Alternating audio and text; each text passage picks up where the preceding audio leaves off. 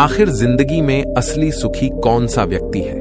इस विषय पर गौतम बुद्ध की बेहद ही प्रसिद्ध कहानी की शुरुआत करते हैं। हम हमेशा उन चीजों के पीछे भागते रहते हैं जो हमारे पास नहीं है। हम भविष्य में उन्हें पाने के लिए लगातार प्रयास करते रहते हैं, लेकिन हम यह भूल जाते हैं कि जिस चीज को पाने का हम प्रयास कर रहे हैं उसके कारण हमारा वर्तमान दुखी हो रहा है। हमारे वर्तमान की सारी खुशियां हमसे छिन रही हैं। इस कहानी में आप यह समझ पाएंगे कि किस प्रकार आपका जो वर्तमान है वही सर्वश्रेष्ठ समय है। इस समय को आपको भरपूर ढंग से जीना चाहिए, क्योंकि यह समय जो आज आपके पास है वह दोबारा नहीं लौटने वाला। बहुत समय पहले की बात है, एक नगर में एक बहुत ही गरीब व्यक्ति रहता था। वह जब भी किसी धनी व्यक्ति को देखता तो वह मन ही मन बोलने लगता और कहता, हे भगवान, तूने मुझे इतना गरीब क्यों बनाया? इन अमीर व्यक्तियों को देखो, ये लोग कैसे ढंग से खेल रहे हैं, जीवन का आनंद ले रहे हैं, और एक मैं हूं जो हर रोज एक एक पैसे के लिए तरस जाता हूं। मेरे पास तो फूटी कौड़ी तक नहीं है और यह लोग पैसे बर्बाद कर रहे हैं। हे भगवान, मुझे भी अमीर बना दे। एक दिन वह व्यक्ति इसी तरह बोल रहा था, तभी उसके पास से एक बौद्ध भिक्षु गुजर रहे थे। उन भिक्षु ने उस गरीब व्यक्ति की सारी बातें सुन ली और तभी वह बौद्ध भिक्षु उस व्यक्ति से कहते हैं, क्या बात है भंते, तुम इतने परेशान क्यों हो? तुम इतने दुखी क्यों लग रहे हो? क्या कोई तकलीफ है तुम्हें? तभी वह व्यक्ति कहता है, हे गुरुदेव, मैं बहुत दुखी हूं, मैं बहुत गरीब हूं, मेरे पास तो खाने तक के लिए पैसे नहीं बचते, मैं एक एक पैसों के लिए तरस जाता हूं। इस दुनिया में मेरा कोई नहीं, मैं सुखी होना चाहता हूं, मुझे सुखी होना है, मुझे अमीर होना है। हे गुरुवर, क्या आप मुझे कोई ऐसा उपाय बता सकते हैं जिससे मैं जल्द से जल्द अमीर हो जाऊं और मेरे पास किसी चीज की कोई कमी ना रहे?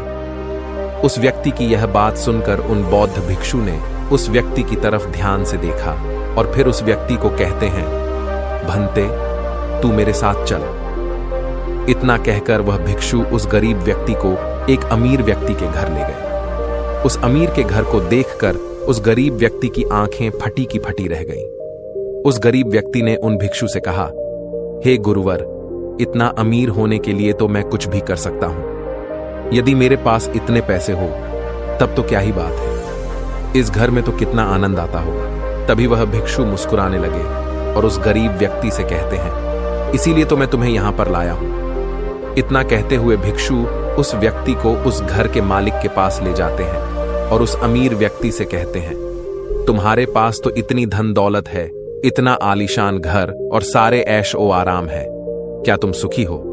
तभी व्यक्ति जरा सा मायूस होकर उन बौद्ध भिक्षु से कहता है, हे गुरुवर, कैसा सुख? केवल धन दौलत होने से सुख तो नहीं आ जाता। मैं तो जन्म से ही अंधा हूं और एक अंधे के जीवन में सुख कैसे हो सकता है? सुखी तो वे लोग हैं जिनके पास आंखें हैं, जो लोग इस संसार को देख पा रहे हैं, इसकी खूबसूरती को आंख भर के निहार पा रहे हैं। हे गुरुवर, मैं तो बस इतना ही चाहता हूं कि केवल मुझे कुछ पलों के लिए ही सही, लेकिन इस संसार को देखने का अवसर प्राप्त हो। मैं कम से कम एक बार अपने माता पिता, अपने रिश्तेदारों को देख सकूं, और इसके लिए चाहे मुझसे मेरी कोई पूरी दौलत ही क्यों ना ले ले, मैं देने के लिए तैयार हूं। मैं इतना दुखी हूं जितना दुखी और कोई नहीं हो सकता। हे ईश्वर, आपने मुझे अंधा क्यों बनाया? तभी उन बौद्ध भिक्षु ने उस गरीब व्यक्ति की ओर इशारा करते हुए कहा, तुम्हारे पास एक बहुत दिग्गज अवसर है। यदि तुम चाहो तो केवल अपनी आंखें देकर तुम इस अन्य व्यक्ति की सारी धन दौलत ले सकते हो और उसके बाद तुम भी अमीर बन जाओगे, तुम भी सुखी हो जाओगे, तुम्हें तुम्हारा सुख मिल जाएगा और इस अंधे व्यक्ति को उसका सुख प्राप्त हो जाएगा। तभी वह गरीब व्यक्ति कहता है, नहीं नहीं गुरुजी, आप ये क्या कह रहे हैं? बिना आंखों के मैं अमीर होकर क्या करूंगा? ना गुरु, ना मैं अपनी आंखें नहीं दूंगा। तभी वह बौद्ध भिक्षु उस गरीब व्यक्ति से कहते हैं, एक बार फिर से सोच लो, इतना अच्छा अवसर तुम्हें दोबारा नहीं मिल पाएगा। तभी वह गरीब व्यक्ति कहता है, यदि आपके पास कोई और मार्ग है तो बताइए, अन्यथा मैं अपने घर चलता हूं। तभी वह भिक्षु उस युवक से कहते हैं, ठीक है, ठीक है, यदि तुम अपनी आंखें नहीं देना चाहते तो कोई बात नहीं, हम कोई और रास्ता निकाल लेते हैं। तभी वह बौद्ध भिक्षु उस व्यक्ति का हाथ धरकर उसे एक और धनी व्यक्ति के घर ले जाता है। इस धनी व्यक्ति का घर पहले वाले धनी व्यक्ति से और भी ज्यादा विशाल था। यह देखकर वह गरीब व्यक्ति कहता है, अरे अरे, इतना आलीशान घर मैंने आज तक नहीं देखा था। तभी वह बौद्ध भिक्षु उस गरीब व्यक्ति को उस धनी व्यक्ति के पास ले जाते हैं और उस धनी व्यक्ति से कहते हैं, आप तो बहुत सुखी होंगे, आपके पास इतना आलीशान घर है, इतनी धन दौलत है, सारे ऐशो आराम है, आपको तो किसी चीज की कोई कमी नहीं, आप अवश्य ही बहुत सुखी होंगे। तभी वह धनी व्यक्ति मायूस होकर उन बौद्ध भिक्षु से कहता है, आप यह कैसी बातें कर रहे हैं? आप तो जानते हैं कि मेरे दोनों हाथ काम नहीं करते, मैं अपाहिज हूं। यह जो इतनी धन दौलत आप देख रहे हैं, इन्हें देखकर भी मैं अपने हाथ वापस नहीं ला सकता। तो ऐसे में यह धन दौलत मेरे किस काम की? इससे तो अच्छा होता कि ईश्वर ने भला ही मुझे गरीब बनाया होता, लेकिन कम से कम मेरे दोनों हाथ मुझे सही दे देता। ना जाने भगवान ने मुझे क्यों अपाहिज बना दिया। जितना दुखी मैं हूं, उतना दुखी और कोई नहीं होगा। तभी एक बार फिर उन बौद्ध भिक्षु ने उस गरीब व्यक्ति की ओर इशारा करते हुए कहा, भंते, तुम्हारे पास एक और मौका है। यदि तुम चाहो तो अपने दोनों हाथ देकर इस अमीर व्यक्ति की सारी धन दौलत ले सकते हो। क्या कहते हो? क्या तुम तैयार हो? और अब की बार तो तुम्हें आंखें भी नहीं देनी होगी, तुम्हारी आंखें तुम्हारे साथ ही रहेंगी। तभी वह गरीब व्यक्ति उन बौद्ध भिक्षु से कहता है, अरे महाराज, आप ये क्या कह रहे हैं? एक अपाहिज होकर मैं इस धन दौलत का क्या करूंगा? क्या आपके पास कोई ऐसा अमीर व्यक्ति नहीं है जिसका पूरा शरीर भी स्वस्थ हो और उसके पास बेशुमार धन दौलत भी हो? तभी वह बौद्ध भिक्षु उस व्यक्ति का हाथ धर करके उसे तीसरे अमीर व्यक्ति के पास ले जाते हैं। उस अमीर व्यक्ति के पास उसका अपना महल था।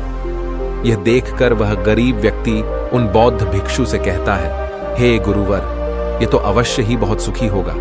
इसके पास तो इतना आलीशान महल है, इसके पास तो इतनी सारी धन दौलत है, ये अवश्य ही बहुत खुश रहते होंगे, इनका जीवन तो आनंद में होगा।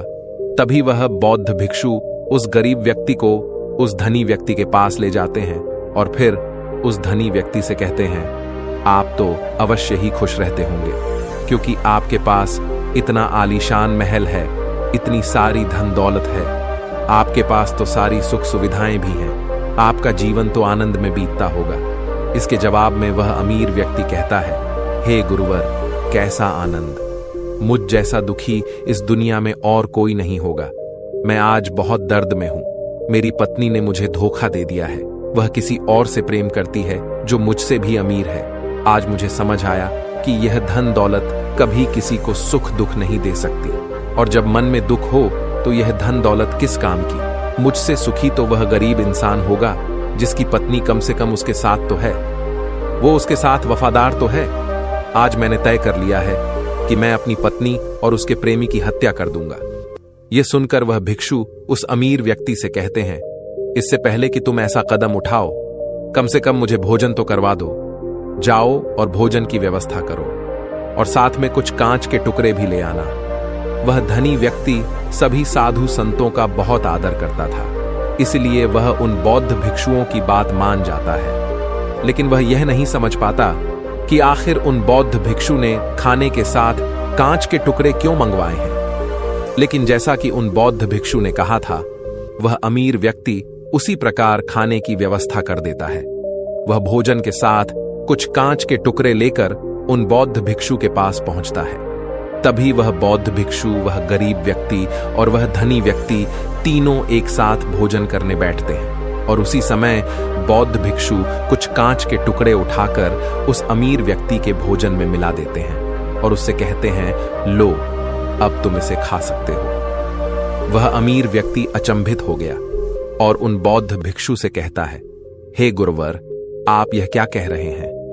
इस खाने में तो कांच के टुकड़े आपने मिलाए हैं, इस भोजन को मैं कैसे खा सकता हूं? यदि यह भोजन मैं करूंगा तो इससे मुझे बहुत तकलीफ होगी और हो सकता है कि मेरी मृत्यु भी हो जाए। तभी वह भिक्षु मुस्कुराने लगे और उस अमीर व्यक्ति से कहते हैं, तुम्हें यह बात तो समझ में आ गई, लेकिन तुम्हें यह बात नहीं समझ में आती कि अगर इस भोजन को खाना है तो इस भोजन के कांच के टुकड़ों को तुम्हें निकालकर अलग करना ही होगा, तभी यह भोजन तुम्हारे खाने योग्य बनेगा। और तब यह भोजन तुम्हें कोई तकलीफ नहीं देने वाला, बल्कि तुम्हें सुख ही प्रदान करेगा। इस पर वह अमीर व्यक्ति अचरज में उन बौद्ध भिक्षु से कहता है, हे गुरुवर, आखिर आप क्या कहना चाहते हैं? तभी वह बौद्ध भिक्षु उस अमीर व्यक्ति से कहते हैं, ऐसे लोग जो कांच के टुकड़े के समान हैं, यदि तुम उनके साथ चिपके रहोगे तो तुम्हें दर्द तो अवश्य ही होगा। जिस प्रकार यह कांच का टुकड़ा मिला हुआ भोजन तुम्हें दर्द प्रदान करेगा, इसलिए इसका समाधान तो यही है कि तुम इन कांच के टुकड़ों को भोजन से अलग कर दो और जो है उस पर ध्यान दो, अर्थात कि तुम उन लोगों को भूल जाओ जो तुम्हारे जीवन में नहीं है और उन लोगों पर ध्यान दो जो इस समय तुम्हारे साथ हैं, जैसे कि तुम्हारी पुत्री। वह भी तो तुम्हारे प्यार की भूखी है। क्या तुम्हारा यह कर्तव्य नहीं है कि तुम उसका ख्याल रखो, उसकी परवरिश करो? आगे भिक्षु उस अमीर व्यक्ति से कहते हैं, सुख तो तुम्हारे पास ही है, बस इन कांच के टुकड़ों को, अर्थात अपनी पत्नी और उसके प्रेमी की हत्या करने का यह विचार अपने मन से निकाल दो, अन्यथा यह कांच के टुकड़ों से मिला हुआ भोजन के समान ही होगा और इसका परिणाम भी बहुत भयानक होगा। वह भिक्षु इतना कहकर शांत हो गए और उस अमीर व्यक्ति को भी उन भिक्षु की बात समझ में आ गई। उन्होंने तुरंत ही उन बौद्ध भिक्षु के चरण छुए और वह अमीर व्यक्ति कहने लगा, हे गुरुवर, आपने मुझे पाप करने से बचा लिया है, मैं आपका बहुत बहुत आभारी हूं। उसके बाद वह भिक्षु उस गरीब व्यक्ति को लेकर आगे की ओर निकल जाता है। तभी रास्ते में वह गरीब व्यक्ति उन भिक्षु से कहता है, हे गुरुवर, क्या इस दुनिया में ऐसा कोई नहीं है जो सुखी हो? तभी वह भिक्षु उस गरीब व्यक्ति से कहते हैं, भंते, आखिर तुम सुखी क्यों नहीं हो? इस पर वह गरीब व्यक्ति कुछ देर के लिए सोच विचार करता है, लेकिन उसके पास कोई जवाब नहीं होता। तभी वह भिक्षु उस गरीब व्यक्ति से कहते हैं, क्योंकि तुम्हें वह चाहिए जो तुम्हारे पास नहीं है। तुम्हारे पास धन नहीं है और तुम्हें धन चाहिए। तुम अमीर होना चाहते हो, तुम्हें लगता है कि वह तुम्हें सुख देगा, लेकिन तुम इस वास्तविकता को भी भूल रहे हो कि बाद में तुम्हें दुख भी वही देगा। जैसे कि जब हम पहले एक अमीर व्यक्ति के पास पहुंचे थे तो उसके पास आंखें नहीं थी, उसके पास जो नहीं था वह उसके लिए बिलक रहा था, जबकि उसके पास तो बेशुमार धन दौलत थी और उसका पूरा शरीर भी पूरी तरह से स्वस्थ था, लेकिन उसका ध्यान उस पर नहीं था। वह उसे छोड़कर उन चीजों के पीछे भाग रहा था जो उसके पास नहीं थी। इसी तरह से दूसरे अमीर व्यक्ति के पास आंखें थी, धन दौलत भी थी, लेकिन हाथ नहीं थे। इसी प्रकार जो चीज उसके पास थी वह उसका आनंद नहीं ले रहा था, बल्कि वह तो इस दुख में था कि उसके पास उसके हाथ नहीं है। और ठीक इसी प्रकार से तीसरा अमीर व्यक्ति भी दुखी था, क्योंकि उसके पास तो धन दौलत भी थी, ऐशो आराम भी था और उसके पास तो उसका पूरा शरीर भी था। वह पूरी तरह से स्वस्थ और तंदुरुस्त भी था, लेकिन फिर भी वह दर्द में था, क्योंकि उसे उसकी पत्नी ने धोखा दे दिया था, जो उसकी कभी हो ही नहीं सकती थी। जो स्त्री केवल धन के लिए किसी और के साथ भाग जाए, क्या वह उसका साथ कभी दे सकती थी? नहीं। लेकिन उस अमीर व्यक्ति के पास जो था, अर्थात उसकी पुत्री, वह उसके बारे में सोच ही नहीं रहा था। आगे वह भिक्षु उस गरीब व्यक्ति से कहते हैं, अमीर गरीब होने से दुख और सुख का कोई मतलब नहीं होता। अमीर हो या गरीब, हमारे दुखी होने का एकमात्र कारण यही होता है कि हम हमेशा उन चीजों के पीछे भागते रहते हैं जो हमारे पास है ही नहीं, और जो वर्तमान में हमारे पास है हम उस पर ध्यान ही नहीं देते और ना ही उसका आनंद ले पाते हैं। हम तो केवल भविष्य में घूमते रहते हैं, भूतकाल में अटके रह जाते हैं, और यह सारी गलतियां हम वर्तमान की जमीन पर करते हैं।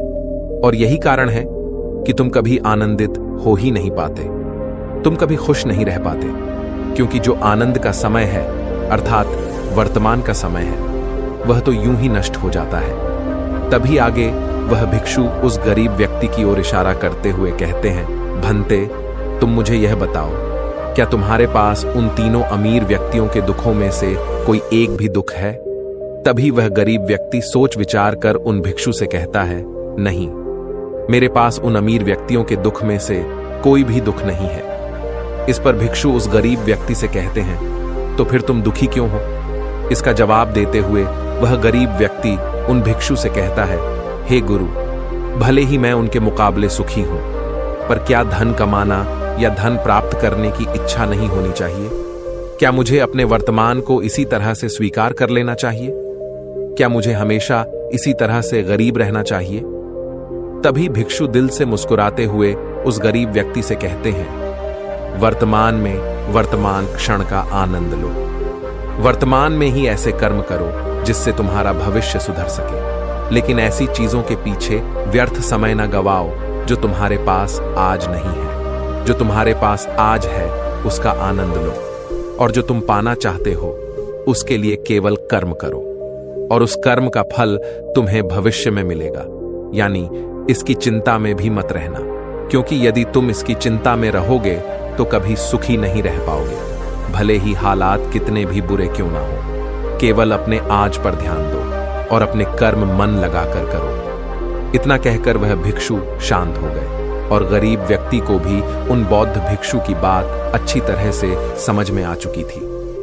वह यह समझ चुका था कि अब से उसे अपने वर्तमान पर ध्यान देना है, उसे अपने वर्तमान को सुधारना है। उसके बाद उस गरीब व्यक्ति ने उन बौद्ध भिक्षु को प्रणाम किया और वापस अपने घर लौट गया। अब से वह गरीब व्यक्ति यह सोचकर हमेशा खुश रहने लगा कि कम से कम वह उन 3 अमीर व्यक्तियों से अधिक खुश है। उसके पास अधिक खुशियों की वजह है। हाँ, यह बात और है कि उसके पास धन नहीं है, लेकिन उसके पास ऐसी चीजें हैं जो धन से कहीं ज्यादा कीमती है, और वह है उसका पूरा शरीर जो पूरी तरह से स्वस्थ है। दोस्तों, मैं उम्मीद करता हूं कि यह कहानी सुनने से आपके जीवन में अच्छे बदलाव आए होंगे। आपको इस वीडियो से क्या सीखने मिला, यह कमेंट करके जरूर बताइए, और अपने परिवार, दोस्तों या आपके करीबी इंसान के साथ यह कहानी शेयर करके उन्हें भी इस ज्ञान से परिचित करवाएं। बाकी अगर आपको यह वीडियो दिल से अच्छी लगी हो तभी इस वीडियो को लाइक कर देना, और आपने अब तक इस चैनल को सब्सक्राइब ना किया हो तो चैनल को सब्सक्राइब भी जरूर कर देना। आपका हर दिन शुभ हो और खुशियों से आपका जीवन भरा रहे। धन्यवाद। नमो बुद्धाय। चलिए बढ़ते हैं दूसरी कहानी की तरफ। इस कहानी में एक अजीब सा रहस्य बताया गया है, जिससे आप अपने अवचेतन मन की शक्ति को इस्तेमाल करके जिंदगी की कठिन से कठिन सफलता आसानी से प्राप्त कर सकते हैं। कैसे अपने अवचेतन मन की शक्ति को इस्तेमाल करना है, इसकी विधि क्या है, इस विषय पर हम आज एक अद्भुत कहानी आपको सुनाएंगे। दोस्तों, हमारा जो चेतन मन होता है उससे करीब 9 गुना अधिक ताकतवर हमारा अचेतन मन होता है। अगर 1 गुना ताकत हमारे चेतन मन के पास है तो इसका अर्थ यह हुआ कि उससे 9 गुना अधिक ताकत हमारे अवचेतन मन के पास है, क्योंकि अवचेतन मन ही हमारे पूरे शरीर को नियंत्रित करता है। चेतन मन हमारे दिमाग का एक हिस्सा है जो हमारे विचारों और भावनाओं से प्रेरित होता है, और हमारा चेतन मन ही तर्क वितर्क करने में हमारी मदद करता है। लेकिन दूसरी तरफ हमारा अवचेतन मन यह तर्क वितर्क नहीं करता। यह उस जानकारी को ग्रहण कर लेता है जो इसे चेतन मन देता है। इसीलिए जैसा हम अपने अवचेतन मन में सोचते हैं वैसे ही हम बनते चले जाते हैं। क्या आपने कभी इन बातों पर विचार किया है कि कोई व्यक्ति दुखी क्यों है और वहीं पर दूसरा व्यक्ति इतना सुखी क्यों है? एक व्यक्ति सुख और समृद्धि से भरा हुआ है, वहीं पर दूसरा व्यक्ति इतना गरीब और दुखी क्यों है? एक व्यक्ति भयभीत है जबकि दूसरा व्यक्ति आस्था और विश्वास से भरा हुआ है। एक व्यक्ति आलीशान महलों में रहता है, वहीं पर दूसरा व्यक्ति गरीब और टूटी फूटी कुटिया में रहता है। कोई बहुत सफल है तो कोई असफल। कोई व्यक्ति जरा सी मेहनत करके सफलता प्राप्त कर लेता है, और वहीं पर कोई दूसरा व्यक्ति जीवन भर मेहनत करने के बाद भी असफल ही रह जाता है। तो आखिर इन सब चीजों का कारण क्या है? क्या आपने कभी इन पर विचार करने की कोशिश की है? हमारे जीवन में जो भी अच्छा है वह हमारे चेतन मन पर निर्भर करता है। अर्थात यदि आप अपने चेतन मन में यह बात भरेंगे कि मेरे साथ जो कुछ भी होगा वह अच्छा होगा, मेरे साथ जो कुछ भी हो रहा है वह अच्छा हो रहा है, और मैं एक दिन कामयाब जरूर बनूंगा, तो आप अवश्य ही अपने जीवन में कामयाब बन जाएंगे। वहीं पर यदि आप अपने अवचेतन मन में बुरी बुरी बातें रखेंगे, अर्थात नकारात्मक बातें कहेंगे, तो आपके जीवन में केवल नकारात्मकता ही भर जाएगी। और आपके साथ कुछ भी अच्छा नहीं होगा। आप जहां जाएंगे वहां पर आपके हाथ केवल असफलता ही लगेगी। आप हमेशा निराश और परेशान ही रहेंगे, लेकिन उनका हल आपको कभी नहीं मिल पाएगा। इसलिए यदि आप भी अपने मन को अच्छी तरह से जानना चाहते हैं, वह सेवा काम करवाना चाहते हैं जो आप चाहते हैं, उसे अपने नियंत्रण में रखना चाहते हैं, तो इस कहानी को अंत तक जरूर देखिएगा, क्योंकि इस वीडियो में आपको ऐसी महत्वपूर्ण जानकारियां मिलेगी जिसकी मदद से आप अपना जीवन अच्छे से जी सकते हैं। आप जो चाहे उसे हासिल कर सकते हैं। आप जिस भी लक्ष्य को प्राप्त करना चाहते हैं उसे आप प्राप्त कर सकते हैं। आज की इस कहानी में हम यह जानने वाले हैं कि आखिर चेतन मन और अवचेतन मन में मुख्य अंतर क्या है और वह किस तरह से काम करता है, और हम अपने अचेतन मन में अच्छी बातें किस प्रकार से भर सकते हैं जिससे हमारा जीवन परिवर्तित हो सके, हम सफलता की ओर आगे बढ़ सके। बहुत समय पहले की बात है। एक नगर में एक बहुत ही प्रसिद्ध गुरु रहा करते थे। उनकी ख्याति दूर दूर तक फैली हुई थी। उनके आश्रम में उनके कई शिष्य भी थे। एक दिन संध्या के वक्त वह गुरुवर अपने सभी शिष्यों को बुलाकर उन्हें उपदेश दे रहे थे। वे कह रहे थे, शिष्यों, हमारा मस्तिष्क दो भागों में विभाजित है, चेतन मन और अवचेतन मन। चेतन मन हमारे मस्तिष्क का पहरेदार है, वहीं पर अवचेतन मन हमारा मालिक है। उन गुरु की आवाज सुनकर एक शिष्य ने कहा, है गुरुदेव, आप क्या कहना चाहते हैं? आप कहीं यह तो नहीं कह रहे कि हमारे भीतर कोई और है जो हमें चला रहा है, जो हमारी सारी क्रियाओं पर नजर रखे हुए हैं? इस पर गुरुवर उस शिष्य को मुस्कुराते हुए कहते हैं, भंते, मैं तुम्हें एक छोटी सी कहानी सुनाता हूं। इस कहानी में तुम्हें तुम्हारे सवालों का जवाब मिल जाएगा। इस कहानी को ध्यानपूर्वक सुनना और इसे समझने का प्रयास करना।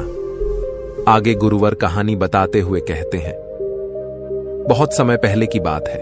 एक नगर में एक बहुत ही धनी सेठ रहा करता था और उसकी एक आलीशान हवेली भी थी। उसकी हवेली के द्वार पर हमेशा एक पहरेदार तैनात रहता था, और हवेली में जब भी कोई उपद्रव होता, कोई शोर शराबा होता, तो उसकी आवाज चारों ओर गूंजने लगती, और उस आवाज को सुनकर आसपास के लोग भी उस महल के पास आते और उस पहरेदार को खूब समझाने की कोशिश करते और कहते, देखो, तुम्हारी हवेली से बहुत सारी आवाजें आती हैं जिससे हमारे घर की शांति भंग हो जाती है। कृपया करके इन आवाजों को बंद करो। आखिर इस शोर शराबे में क्या रखा हुआ है? इस तरह से हल्ला करके तुम अपना जीवन कैसे शांति से बिता सकते हो?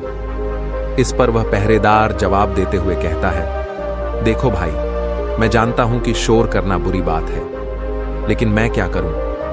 मैं भी इससे बहुत परेशान हूं। जो भी आवाजें होती हैं वह हवेली में होती है। इससे मेरी भी शांति भंग होती है। लेकिन आप मुझे क्यों समझा रहे हैं? इसका कारण मैं तो नहीं, इसका कारण तो मेरा मालिक है। आप उसे जाकर समझाइए। यह बात सुनकर लोग भी यह बात समझ जाते हैं कि बात तो सही है। आखिर इसमें इस पहरेदार की क्या गलती है? यह तो केवल अपना काम कर रहा है। गलती तो मालिक ही है। वह उपद्रव करता है, वह शोर शराबे करता है, और जब भी उसे यह सब करने का मन होता है तो वह हवेली के बाहर आता है और उपद्रव करके वह वापस हवेली में जाकर बैठ जाता है। और जिन लोगों को भी उस हवेली के मालिक से तकलीफ होती है, जिनकी भी शांति भंग होती है, वे सभी आकर उस पहरेदार को ही समझाने का प्रयास करते हैं। वह उसे खूब सुनाते हैं, लेकिन क्या इससे यह समस्या सुलझेगी? इस प्रश्न के साथ गुरुवर अपने शिष्य से कहते हैं, तुम ही बताओ, इसका क्या समाधान है? इस पर वे शिष्य गुरु के इस प्रश्न का जवाब देते हुए कहता है गुरुवर, जिन्हें भी उन हवेली के मालिक से तकलीफ है जो शोर शराबे करता है और लोगों की शांति भंग कर देता है, उन सभी को उनसे बात करनी चाहिए, तभी तो इसका समाधान निकलेगा। भला पहरेदार की इसमें क्या गलती है? वह तो केवल अपना काम कर रहा है, और वह उससे ज्यादा कर भी क्या सकता है? उसके हाथों में तो और कुछ भी नहीं है। इस पर वह गुरुवर मुस्कुराते हुए अपने उस शिष्य से कहते हैं, भंते, ठीक इसी तरह से हमारा मन भी होता है। हमारा चेतन मन मनुष्य का पहरेदार होता है, और पहरेदार को यह अच्छी तरह से पता है कि क्रोध करना बुरी बात है, बुरे शब्दों का इस्तेमाल करना बुरी बात है, अश्लील ख्यालों में खोए रहना बुरी बात है। अर्थात हमारे चेतन मन को यह बात बहुत अच्छी तरह से पता है कि गुस्सा करना, आलस करना, काम वासना जैसे विचार गलत है। यह सभी विकार हमारे भीतर नकारात्मक विचार उत्पन्न करते हैं, जिससे हमारा विनाश होता है। लेकिन वह कर भी क्या सकता है? वह चीज उसके हाथों में है ही नहीं, क्योंकि वह चीज वह कर ही नहीं रहा। यह तो वह अंदर बैठा मालिक कर रहा है, अर्थात हमारा अवचेतन मन, जो हमसे कोई भी कार्य बहुत ही आसानी से करवा लेता है। और यह सभी बातें हम में से हर कोई अच्छी तरह से जानते हैं, और हमें ऐसा लगता भी है कि हम अच्छी तरह से समझ चुके हैं, जैसे कि वह पहरेदार समझता है। लेकिन वास्तविकता में तो इससे हमारे जीवन पर कोई भी बुनियादी फर्क नहीं होता। आगे वह गुरु उस शिष्य से कहते हैं, भंते, तुमने भी अपने आप को कई बार यह समझाने की कोशिश की होगी कि मुझे सुबह सही समय पर उठना है, आश्रम की साफ सफाई करनी है, भिक्षा मांगने जाना है, और रात को आने के बाद मुझे ध्यान भी करना है। लेकिन क्या इससे कोई फर्क हुआ? इसका जवाब देते हुए शिष्य कहता है, नहीं, बिल्कुल नहीं हुआ।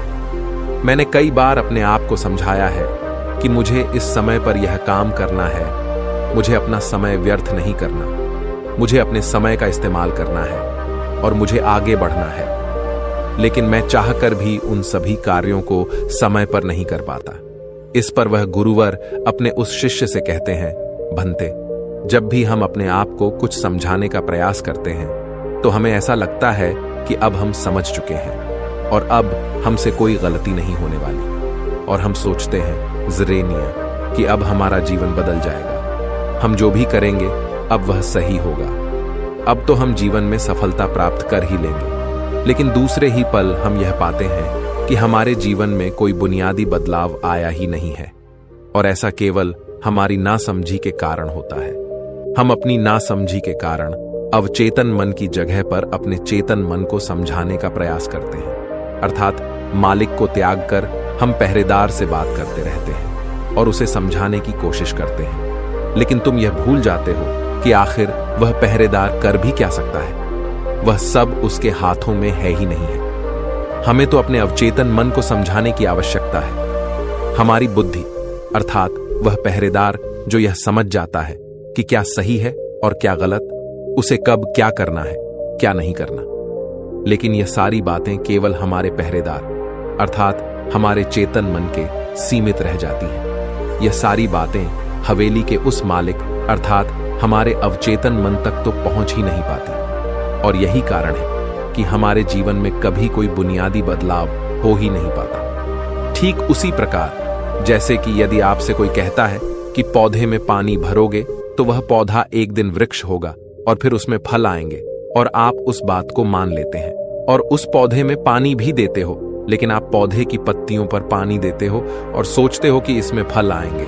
लेकिन जरा एक बार के लिए यह सोचिए, अगर पत्तियों में पानी दोगे तो उसमें फूल और फल कैसे आएंगे? हमें तो उस पौधे की जड़ में पानी देने की आवश्यकता है, लेकिन हम में से अधिकांश लोग केवल पत्तियों पर ही पानी छिड़क कर अपने आप को बहुत भाग्यशाली समझने लगते हैं। लेकिन वे यह भूल जाते हैं कि जो जो पानी वह पत्तियों पर दे रहे हैं, वह पानी पेड़ की गहराइयों में तो जा ही नहीं पा रहा, तो ऐसे में उस पौधे पर फल कैसे लगेंगे? ठीक इसी प्रकार हम भी अपने मन के साथ करते हैं, और यही कारण है कि हम अपने जीवन में जो भी चाहते हैं वह हमें नहीं मिल पाता। हम अपने जीवन में फल चाहते हैं, लेकिन वह हमें नहीं मिल पाता। इस पर शिष्य उन गुरुवर से कहता है गुरुवर, तो फिर हमें क्या करना चाहिए? क्या ऐसा कोई उपाय है जिससे हम अपने चेतन मन की सारी बातें अपने अवचेतन मन तक पहुंचा सकें? ऐसी कोई प्रक्रिया है जिसमें हम अपने संदेश को अपने चेतन मन तक पहुंचा सकें? इस पर वह गुरुवर शिष्य से कहते हैं, भंते, यदि तुमने अपने संदेश को चेतन मन तक पहुंचा दिया, तब तुम जो चाहोगे वह इच्छा प्राप्त कर सकते हो। तुम जैसा चाहो उस लक्ष्य को प्राप्त कर सकते हो, क्योंकि हमारा अवचेतन मन हमारे चेतन मन से 9 गुना अधिक शक्तिशाली होता है। आपने कभी ना कभी यह देखा ही होगा कि एक मनोवैज्ञानिक जब किसी के मन के गुप्त राज को जानने की कोशिश करता है, तब वह मनोवैज्ञानिक जब उसके मन की बात को बाहर निकलवाना चाहता है, उसके अतीत में जो भी घटना घटी है उसमें साफ साफ रूप से प्रवेश करना चाहता है, तो इसके लिए वह हाइप्नोसिस का उपयोग करते हैं। और आप में से अधिकांश लोगों ने इस प्रक्रिया को देखा ही होगा। इस प्रक्रिया का प्रयोग करके मन की सारी सूचनाएं अपने आप ही बाहर निकलती हैं। इस प्रकार किसी के भी मन को काबू में करके हम उससे जो चाहे वह कार्य करवा सकते हैं। हाँ, अब आपके मन में यह भी प्रश्न उठ रहा होगा कि शायद वह सभी हमारे अवचेतन मन की चाल को समझते हैं, वह इसे अच्छी तरह से जानते हैं कि उसे किस तरह से अपने काबू में किया जाता है। तो इसका जवाब बहुत ही सीधा और सरल है, और इसका जवाब है हाँ, क्योंकि उन्होंने इसके ऊपर कई बार प्रयोग किया है और वह इसमें इतने निपुण हो जाते हैं कि वह किसी भी दूसरे मन पर अपना काबू कर सकते हैं। और अगर आप भी अपने अवचेतन मन की बात को समझते हैं, अपने मन की चाल को समझते हैं, तो आप भी अपने ही नहीं बल्कि किसी दूसरे के मन को भी वश में कर सकते हैं। आगे गुरुवर अपने उस शिष्य से कहते हैं, भंते, अपने अचेतन मन तक संदेश पहुंचाने के लिए आपको अपने चेतन मन को शांत करना होगा, उसे सुलाना होगा।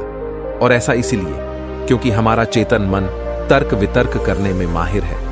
वह एक पहरेदार है, वह हमारी रक्षा के लिए हमेशा तैनात रहता है। इसीलिए जब भी तुम अपना कोई संदेश उस चेतन मन तक पहुंचाने की कोशिश करोगे ज़रेनिया, तो वह तुमसे तर्क वितर्क जरूर करेगा और हमें अपनी बात अपने मालिक तक पहुंचाने की इजाजत तक नहीं देगा। जब तक कि हम अपनी बात अपने चेतन मन को अच्छी तरह से समझा नहीं देते या उसे शांत नहीं कर देते, तब तक वह हमें उस हवेली में घुसने नहीं देगा। क्योंकि हमारी सामान्य बुद्धि अर्थात हमारा चेतन मन तर्क वितर्क करने में माहिर होता है, और यही कारण है कि हम में से अधिकांश लोग अपने अचेतन मन तक एक साफ और स्पष्ट संदेश पहुंचा ही नहीं पाते, और इसी कारण हम अपने अचेतन मन को भी अच्छी तरह से समझ नहीं पाते।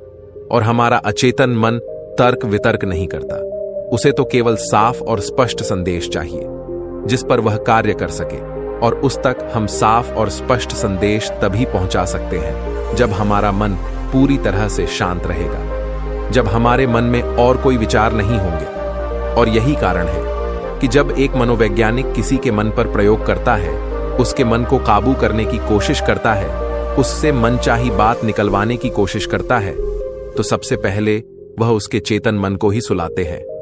आपने कहीं ना कहीं यह तो देखा ही होगा कि उनके सामने एक पेंडुलम जैसी चीज उनकी आंखों के सामने रख दी जाती है और उसे घुमाया जाता है, जिसे लगातार देखने के बाद वह व्यक्ति पूरी तरह से निद्रा में चला जाता है, और इस कारण उसका चेतन मन पूरी तरह से शांत हो जाता है। और जब उसका पहरेदार पूरी तरह से सो जाता है और उसके पास तर्क वितर्क करने के लिए कोई नहीं बचता, तब वह वैज्ञानिक आसानी से उस हवेली में जाता है और उस मालिक से जी भर के बातें करता है। जो बातें वह चाहता है वह बातें वह उससे निकलवा देता है। टिब के एक महान दार्शनिक ने कहा था कि अगर बात समझ में आ जाए तो आपका जीवन परिवर्तित हो जाता है। लेकिन उन्होंने वह बात उस समय के लोगों के लिए कही थी, क्योंकि उस समय टिब और बाकी दुनिया के लोग बहुत सरल हुआ करते थे। उनका मन बहुत साफ हुआ करता था और उनको जो भी बातें बताई जाती थीं, वह उन बातों को बहुत शांतिपूर्वक सुनते और समझते थे। उस समय कोई भी तर्क वितर्क नहीं करता था, और जब कोई व्यक्ति तर्क वितर्क करने में माहिर होता था तो वह उसे तर्क वितर्क करने देते और शांति से केवल उसकी बातें सुनते, जब तक कि व्यक्ति तर्क वितर्क करके थक ना जाए। तो वह गुरु के पास वापस आता है और उनसे कहता है गुरुवर, मैं अब तर्क वितर्क करके थक चुका हूं, लेकिन उससे मुझे कुछ भी हासिल नहीं हुआ। कृपया करके अपना कोई मार्ग बताइए, आप मुझे अपने तरीके से समझाएं। अब मैं उसमें कोई भी अवरोध उत्पन्न नहीं करूंगा। ठीक इसी प्रकार से हमारी बुद्धि भी काम करती है। जब हमारा मस्तिष्क तर्क वितर्क करके थक जाता है, तब उसे इस बात का एहसास होता है कि तर्क वितर्क करके उसे कुछ भी हासिल नहीं होने वाला, और उस समय तक उसे कुछ भी समझ में नहीं आएगा। अगर आपको यह वीडियो दिल से अच्छी लगी हो, तभी इस वीडियो को लाइक कर देना, और आपने अब तक इस चैनल को सब्सक्राइब ना किया हो तो चैनल को सब्सक्राइब भी जरूर कर देना। आपका हर दिन शुभ हो और खुशियों से आपका जीवन भरा रहे। धन्यवाद। नमो बुद्धाय।